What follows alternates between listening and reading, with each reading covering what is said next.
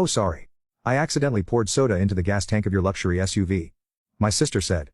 After I refused to sign over our parents' condo. Mom added, mistakes happen. I did not yell. That night I updated the insurance policy and restricted her access to the joint savings. But at 7:42 am, she woke up to something far unexpected.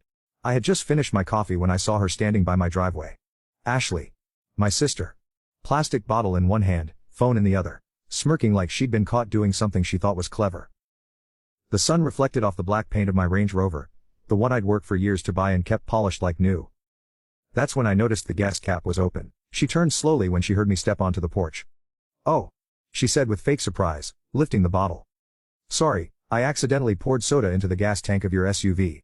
Maybe it was an accident. Maybe she thought it was the washer fluid tank. She'd made that mistake before. But standing there with that smirk, it was hard to believe it wasn't deliberate. My pulse didn't even rise. Not yet. You accidentally poured soda? I asked in a flat tone. Ashley shrugged. It was in my hand. I thought it was windshield fluid. Mistakes happen. Then Mom's voice came from the yard. She was holding her phone, clearly watching. Mistakes happen, she repeated. No apology. No concern. Just dismissal. I looked at them both, my hands in my pockets. The same pockets that held the keys to more than just this SUV. The same pockets where I kept my patience, already worn thin. In my head, I'd already done the math. Ashley wanted the condo our parents' place in the city left to both of us. She'd been pressuring me for months to sign it over.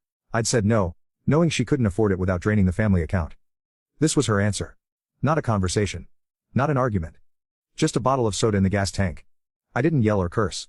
I didn't even check the SUV. I walked past both of them, opened my front door, and went inside. From the kitchen window, I saw her set the bottle on the curb like she was discarding evidence. Mom said something quietly, and they both laughed, the laugh of people who think they've won. That night, I made 2 phone calls. The first was to my insurance company. I need to update my policy, I said, reading the VIN from my files. Also, no one but me is authorized to touch this vehicle. The second was to my bank. Remove Ashley Carter from the joint savings. Effective immediately. Both calls ended with the same sense of closure, like locking a door from the inside. When I went to bed, the street was quiet. The SUV sat under the lamppost, gas cap still open, but I didn't care.